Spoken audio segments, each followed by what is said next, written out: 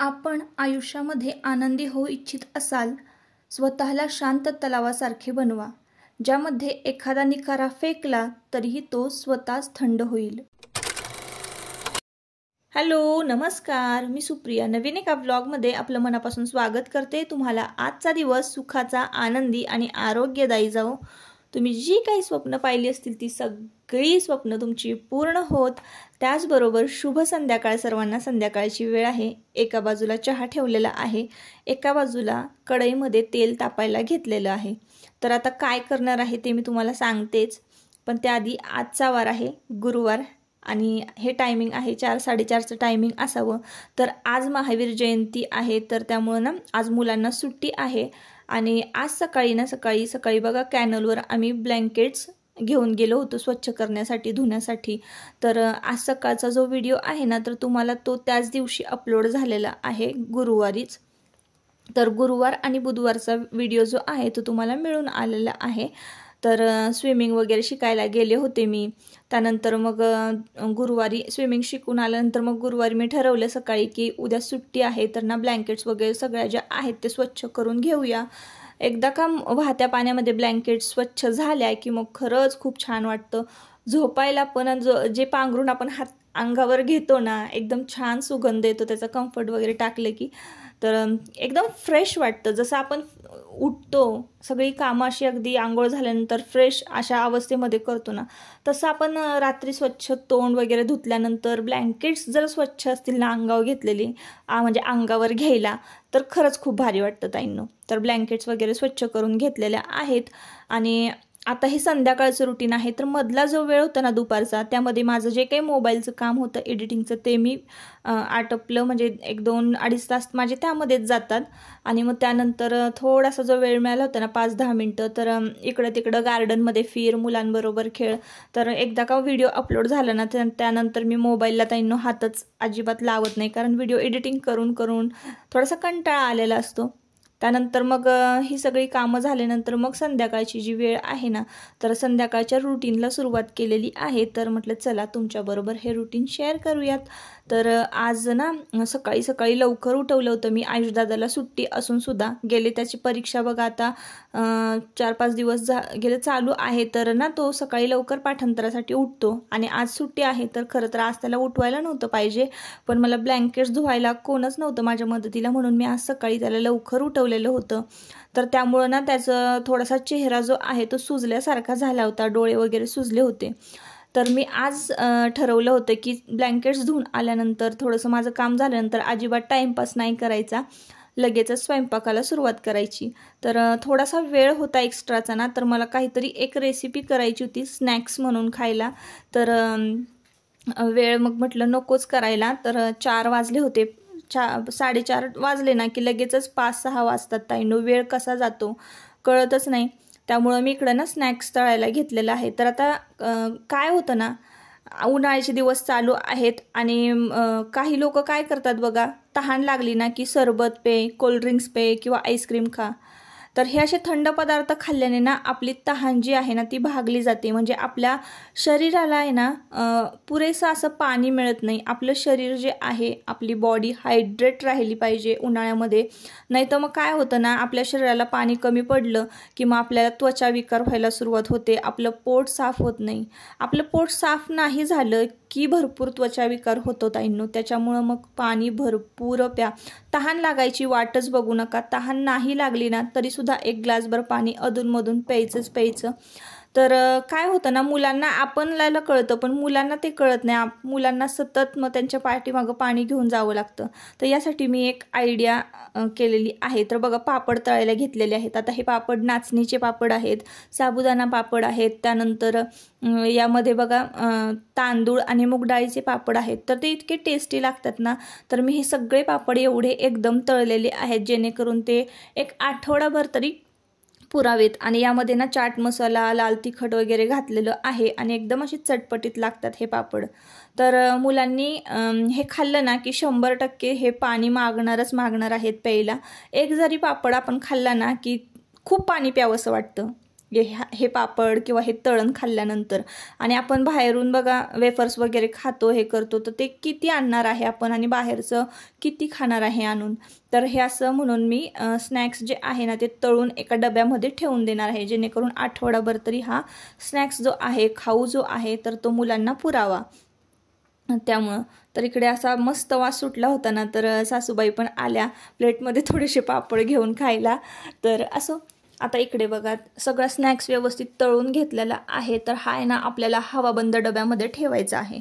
तर तुम्हालाही तुमची ही मुलं जर पाणी पित नसतील किंवा तुम्हालाही उन्हाळा असून सुद्धा तहान लागत नसेल, तर तुम्ही आवर्जून हे असे पापड घरामध्ये तळा आणि खा.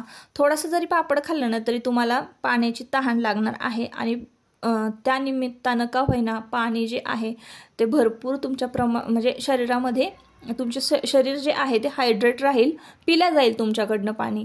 तर असं आहे बघा ताईंनो. तर बघा तळल्या लगेच कसा देवांश माझ्याकडे आलेला आहे आणि ही नाचणीची बॉबी आहे. तर ही नाचणीची बॉबी जी आहे ना ती मी त्याच्या हातामध्ये अडकवलेली आहे. तर जसं आम्ही लहानपणी खायचो ना तसं मुलांना त्या गोष्टीतली गंमत कळावी ह्यासाठी बघा आता हे जे पदार्थ आहे ते म्हणजे मिळतच नाही, शक्यतो आपण मुलांना खायला देतच नाही.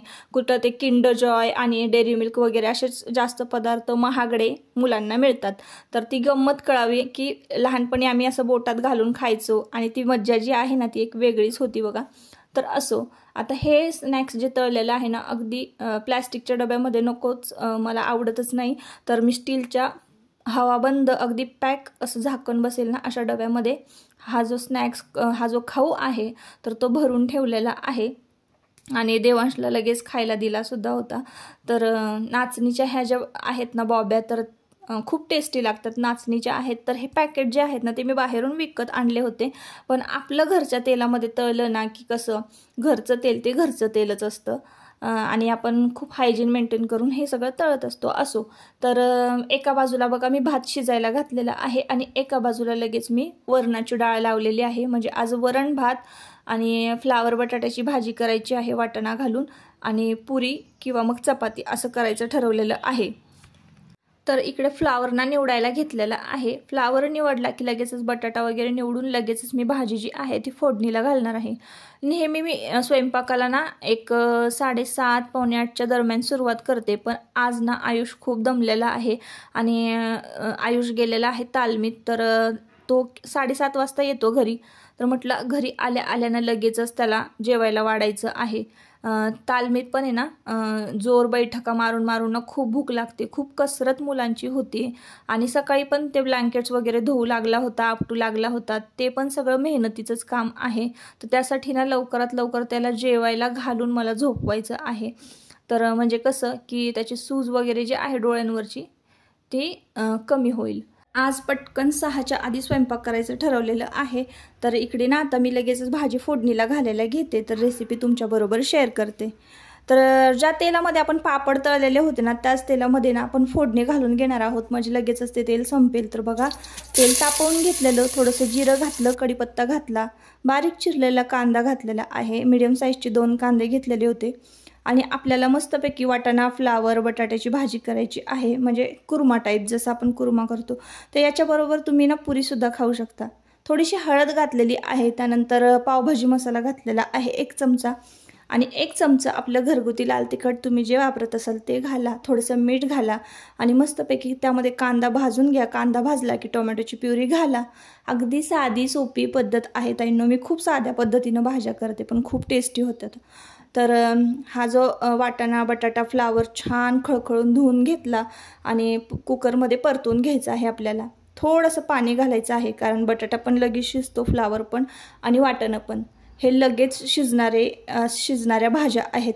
तर त्यामुळं थोडंसं पाणी घातलं आणि 1-2 शिट्ट्या होऊ द्यायच्या आहेत. आता इकडे डाळ शिजली होती ना तोवर मी डाळीला तिकडे फोडणी घालून घेतलेली आहे. तेल थोडंसं तापवलं, त्यामध्ये मोहरी घातलेली आहे, जिरं घातलेलं, लाल मिरचीचा तुकडा घातला थोडासा आणि कढीपत्ता घातला, बारीक चेचलेलं लसूण, थोडीशी हळद घातलेली आहे आणि डाळ शिजताना तर मी मीठ घातलेलं होतं. तर मस्तपैकी असं डाळीला तडकासुद्धा दिलेला आहे. आता काय करणार आहे, डाळीला उकळू देणार आहे आणि भाजी शिजेपर्यंत इकडं घर जे आहे मी ते हॉल संपूर्ण आवरून घेतलेला होता. सकाळी ब्लँकेट्स वगैरे धुतलेले, सुरुवातीला तुम्ही पाहिलं असाल की इकडं तिकडं सगळं हॉलमध्ये पसारा पडलेला होता. तो हॉल पटकन आवरून घेतलेला आहे.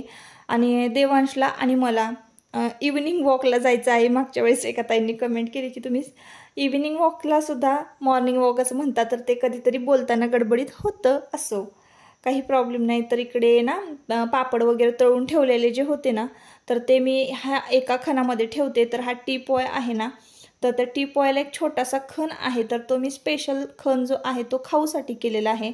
पण जेवण वगैरे झाल्यानंतर ना घरातले जे सगळे म्हणजे आजी बाबा दादा तर जेवण झाल्यानंतर ना गुळाचा खडा खातात.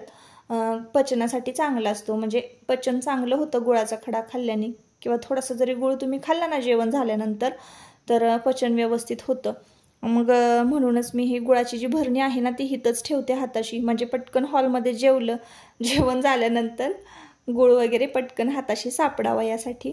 तर हे स्नॅक्सचे जे डबे आहेत ना ते एका खणामध्ये व्यवस्थित भरून ठेवलेले आहेत.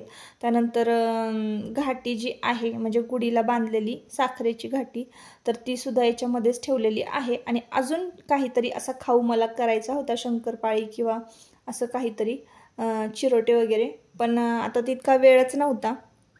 हा खाऊ व्यवस्थित भरून ठेवलेला आहे. हे चॉकलेट्स वगैरे जे मुलांना लागतात दुपारच्या वेळेला तर त्यांच्या हाताशी असावे, म्हणजे मग ते किचनमध्ये उड्या मारत येत नाहीत, डबे वगैरे शोधताना डबे वगैरे पडतात त्यांच्याकडनं, असं होतं. आणि त्यामुळे ना इथंच मी हा खाऊ जो आहे तो ठेवते. आणि या साईडला एक ड्रॉवर आहे ना, तर इथे चार्जर, हेडफोन वगैरे एक्स्ट्राचे घरामध्ये जे मोबाईल आहेत ते हे या ड्रॉवरमध्ये मी ठेवत असते, पेन, डायरी वगैरे. तर 1 महिन्यापूर्वी हा टीपॉय जो आहे तो मी घेतलेला आहे. तर 3000 रुपयाला मला हा टीपॉय बसला. आणि इकडे बघा, आता आजची देवपूजा मी तुमच्याबरोबर शेअर केलेली आहे. तेवढ्यात एवढं सगळं काम आवरता संध्याकाळ झालेली आहे. दिवाबत्ती केली, तुळशीला दिवा लावला, घरामध्ये देवघराला म्हणजे देवाला दिवा लावून आलेली आहे आणि खाली तुळशीला दिवा लावला. दिवाबत्ती झाली की आम्ही इकडे मग फिरायला आलेलो आहोत. संध्याकाळचं जरा 7-7:30चं हे टायमिंग असावं. तर देवांश खूप सकाळपासून मागं लागला होता मला फिरायला ने, मला बाहेर ने, त्यासाठी मी त्याला आत्ता बाहेर आणलं होतं. तर असो ताईंनो, आता इकडे बघा, तर रात्री मला काही तुमच्याबरोबर भाजी कशी झाली आहे हे शेअर करायला मिळालं नाही. तर तुम्हाला मी दाखवते भाजीचा कलर आणि किती छान असा घट्टपणा आलेला आहे भाजीला. तर ही दुसऱ्या दिवशीचा व्हिडिओ आहे ताईंनो, व्हिडिओ क्लिप आहे. तर असो, भाजी खूप टेस्टी झाली होती. तर या व्हिडिओचा एंड मी इथंच करते. आपण परत पुन्हा भेटूया नवीन एका व्हिडिओमध्ये. तोपर्यंत स्वतःची काळजी घ्या आणि मजेत राहा. आजचा व्हिडिओसुद्धा खूप साधा सिंपल होता ताईंनो. आवडला असेल तर नक्की आपल्या चॅनलला सबस्क्राईब करा आणि व्हिडिओला एक लाईक करा.